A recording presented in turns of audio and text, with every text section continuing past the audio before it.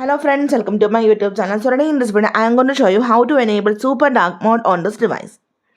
So first of all, we need to enable the dark mode on this device. In this device, I already enabled the dark mode. For this, go to settings, tap on the option display and brightness. You can see I already enabled the dark mode.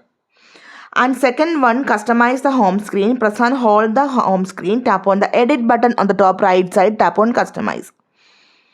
Now here you can see the option dark.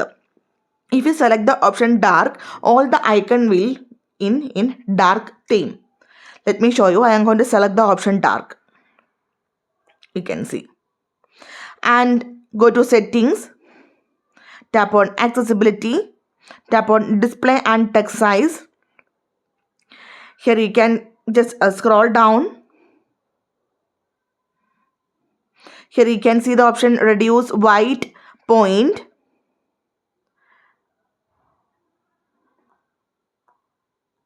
Disable this option. Turn on this option and you can see this is white point is increase. If you want to enable, if you want to increase, you can see now this is in super dark mode, right? The icons is also in dark mode and the settings is also dark mode. All these are in super dark mode. So simply in this way we can enable super dark mode on this device.